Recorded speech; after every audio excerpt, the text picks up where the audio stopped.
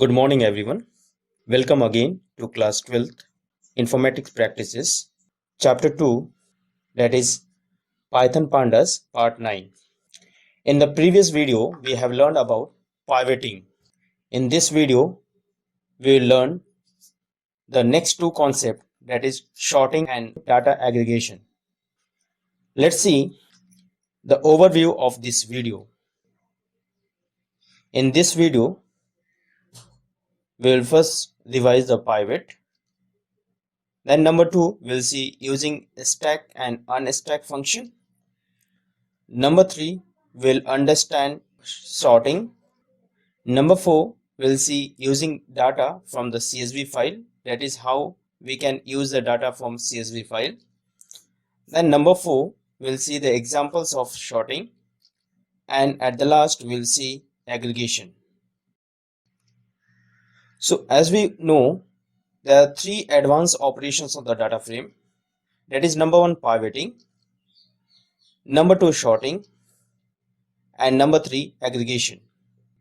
Out of these three, we have already learned pivoting, and in this video we'll go through the sorting and aggregation. Let's revise pivot. As we know, our pivot reshapes the data and uses the unique value from an index or columns to form an axis of the resulting data frame. Our index is a column name to use to make a new frame's index. Columns is the column name to use to make a new frames column, and value is a column name to use for populating the new frames value. You can see this is a data frame, and after pivoting, this same data frame is changed in this way. That is, we can summarize the data by using a pivot function. That is, we can summarize the data using the pivot function or using the pivot. Now we'll see stack and unstack method. Stack and unstack methods both flips the layout of the data frame, means this flips the labels of the columns into the rows and flips the labels of rows into columns. Data frame stacking means moving the innermost column index to innermost row index, and opposite action is known as unstacking. Let's see this code. In this code, first class 12 dictionary has been created containing 4 keys: name, subject, score and grade. And using this dictionary, a data frame object has been created with the name df. df is equals to pd.dataframe. You can see here, dictionary is the first parameter, and for the columns, a column has been defined as name, subject, score and grade. A data frame object has been created with the name df. Now over this data frame df object, when we apply a pivot, you can see pv is equals to df.pivot in a bracket, index is equals to name, columns is equals to subject.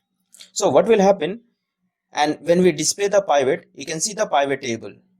So in the pivot table, names becomes the index, all the subject becomes the columns. Now if we use the stack over it, you can see pv.stack, and now after the stacking, this whole data flip together and we will get the result like this: name, subject, then score, grade. So all the non values from the pivot table has been removed, and we get the summarized flip table by using the stack method. So we can see after using the stack method, all the horizontal becomes the vertical, and it takes the last level in the column breakdown and converts it into last row breakdown. You can see all the horizontal rows become the vertical, and it takes the last level in the column break. This way we can use the stack method. Now let's see unstack also. So we again take the same data dictionary, and we take the same data frame, and over this data frame, as we have seen, stack function just now. So here everything is same. Now over this pv.stack we will use one more stack function like this, pv.stack.stack. Now stack can be used like this, that is one after the other.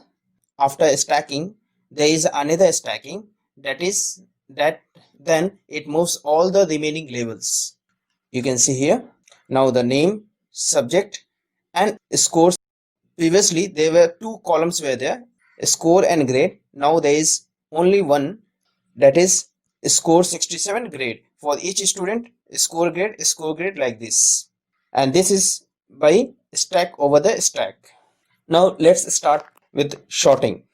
Sorting refers to arranging the values in a particular order. Values can be sorted on the basis of a specific column or columns and can be in an increasing order or decreasing order. Pandas provides a function, that is sort underscore values. This function sorts a data frame in ascending or descending order according to the column given in the parameter. Let's see the syntax. The syntax of sort underscore values function is data frame, that is a data frame object dot sort underscore values function. There are some arguments. The arguments are by, axis is equals to 0, that is the default, ascending is equals to true, in place is equals to false, kind is equals to quick sort, and na position is equals to last. These arguments are not compulsory, so we can use the argument according to our requirement. Let's understand all these parameters. The first parameter, that is by means a single or a list of column names to sort data frame by. Second parameter, axis, that is it can be a 0 or index for the rows and 1 or columns for columns. Ascending, this value can be boolean, which sort the data frame either in ascending order if it is true and descending if it is false. Now in place is also a boolean value, and this is used to make the changes in the past data frame itself if it is true. The next parameter, that is kind. Kind specifies the type of sorting. There is a different types of sorting like quick sort, merge sort, heap sort. So it is according to the sorting. So we can change the method of the sorting also. So by default it takes the quick sort. Now na position, and this parameter takes two string input, that is the last or the first, to set the position of the null values. Default is last. This way these parameters are used. If we are not using these all parameters, then the default value will be automatically used by the sort underscore values function. Let's see some examples. First we'll see sorting by name. Now in the following example, our data frame is made from the CSV file, and the data frame is sorted in ascending order of the name of tutors. Now I will show you how to create a CSV file also, and how to access the data of the CSV file in Python. So let's see how to create a CSV file and create a data frame from it. For this I will directly move to my desktop. Now I will open an Excel. Now you can see in my Excel I have just created 4 columns, that is the classes, then country, then quarter, then tutor. Okay. Now I will make this data as a CSV. Okay, let's see how to create a CSV file. Now I have just arranged it like this. Now for creating a CSV, just click on save as, go to the save as. In a save as, I am saving this file on the desktop itself. It will ask you to give the data. As I have already saved, so give any name. I have given the name DataPy. You can see here DataPy. I have given the name. Any name you can give. Okay, and you can see a list of file types are there. So select CSV comma delimited like this. Now click on save. Now as I have already created it, so it is asking me to replace. I will replace it. So if you are saving it first time, so it will not ask. Okay. Now my CSV file has been created. Now close this. Now I will show you. This is the Excel file, and this is a CSV file. You can see here. comma separated values file, that is the CSV file. So what I will do, I will see the properties here. You can see the properties of this file, CSV file, and this file is located on this place, that is this location is on the desktop. So just copy this location, and after that what I will do, I have to open the Python. Just open Python. Now Python is open. Now what I will do now, just import pandas as PD.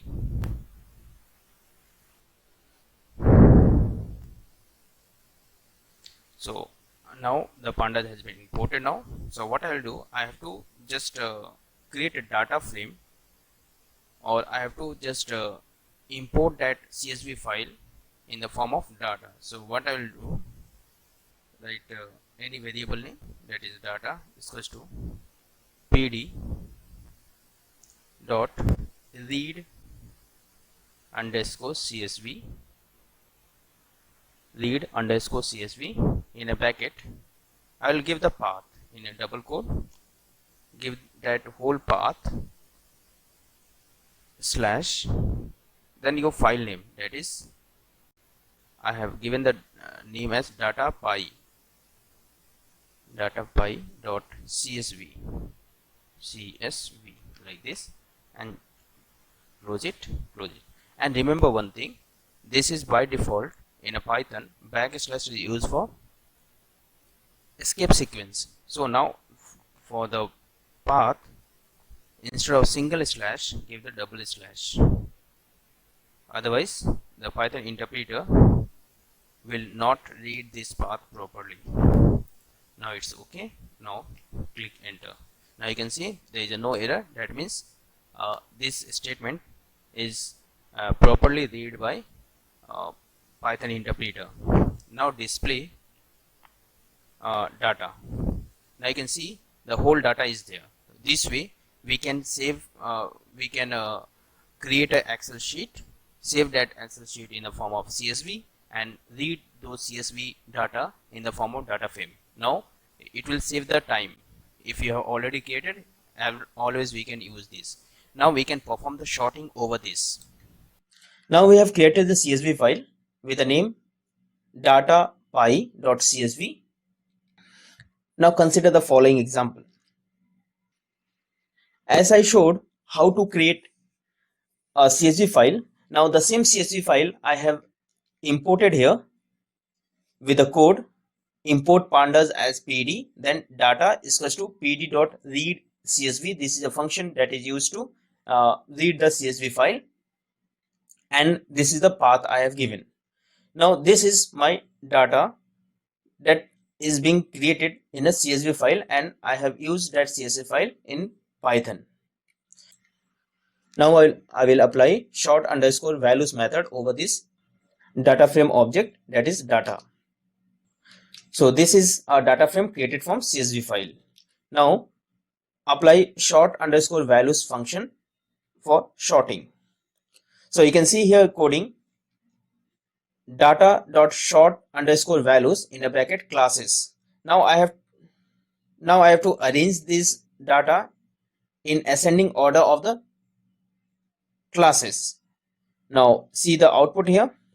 So all the classes are being arranged in the ascending order, and according to this class, other columns are also being arranged. Now similarly, if I have to arrange according to the country, now you can see data dot short values in a bracket country. So you can see, now you can see this country is in ascending order, and all the values, all the columns are arranged according to the country. Now we'll see some more example, and for the more example we'll consider the same data frame, that is data.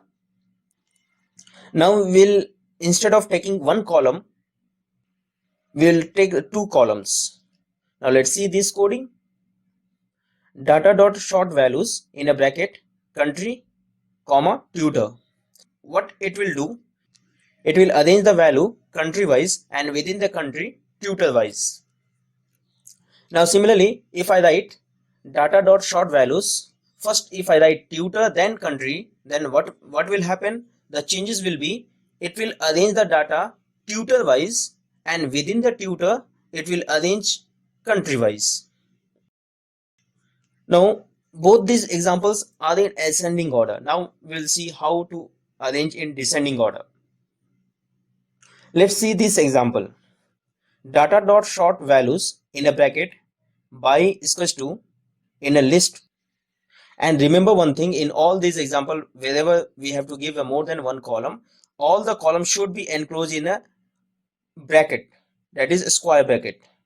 So in a form of list. Here also you can see I am using another parameter, that is by. So by is equals to tutor comma country comma, then I have to give another parameter, that is a ascending parameter. By default ascending is true. Now I am giving ascending is equals to false, and by specifying ascending is equals to false, the value will be sorted in a descending order. Now you can see, now here is I have given the tutor and country.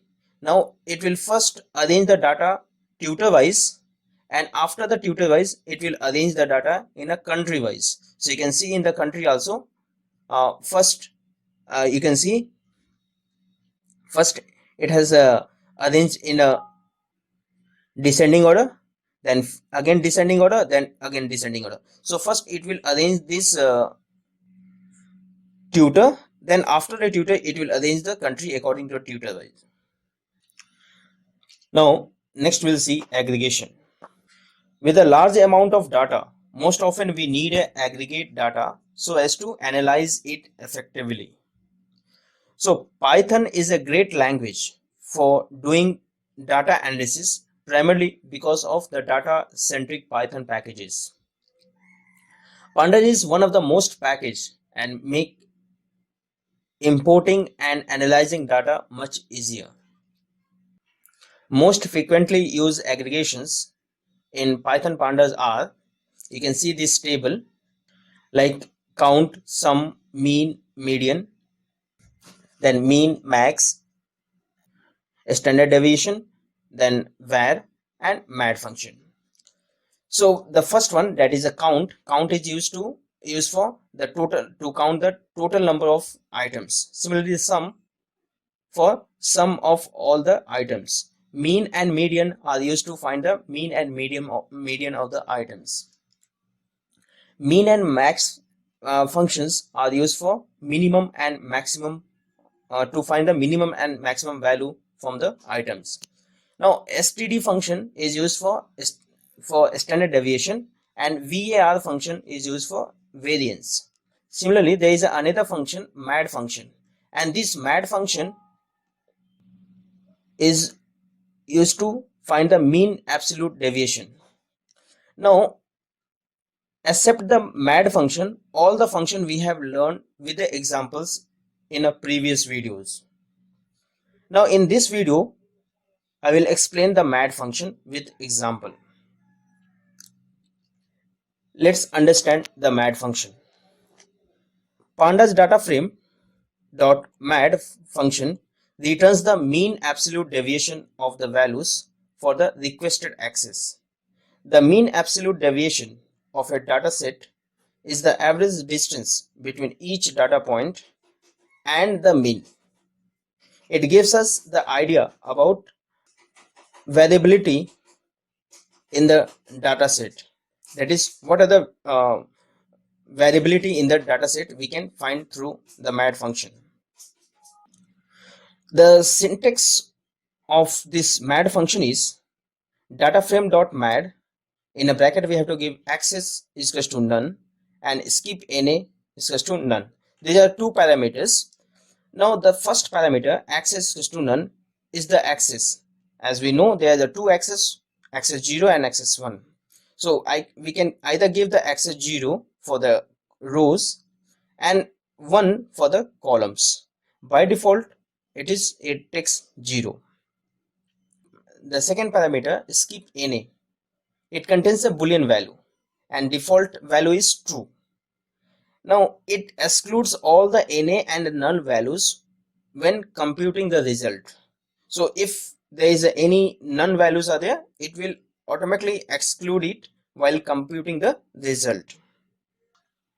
Let's see the example of MAD function. See this data frame. df is equals to pd.data frame. In this data frame, here again a dictionary is there. The first key of the dictionary is A, containing a list of values. Similarly, the second key is B, containing the list of values. Then next key is C, containing again the some list of values. And similarly, there are 4 keys are there, A, B, C, D. Now, when we display this data frame object df, we will get this result. You can see the result like this we will get.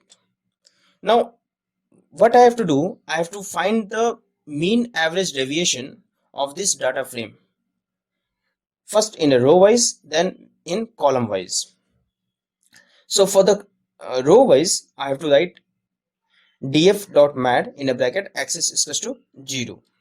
So what we will do here, mad function calculates the mean average deviation along the axis 0 for all the columns considering the data across the rows. You can see for the column A, mean average deviation has been calculated. You can see for all the columns a single value has been calculated, and this is along the axis 0. Now similarly, if I write df.mad in a bracket axis is to 1, now I am giving axis is to 1, that means it will take, or that means it will consider the column, and now this will calculate the mean average deviation along the axis 1, that is for all the rows considering the data across the column. For all the rows, you can see for 0 it will calculate the mean average deviation by using the value 12, 5, 20, 14. In this case, it calculated the mean average deviation of A by using the value 12, 4, 5, 44, 1. So this way, mean average deviation can be calculated by using a function mad function, either along the axis 0 or either along the axis 1. So in this video, we have learned 2 important concepts, that is sorting and aggregation. So in next video, I will come with histogram. We'll see how to create a histogram in Python pandas. Watch the video again and prepare your notes. Stay home, stay safe. Thank you.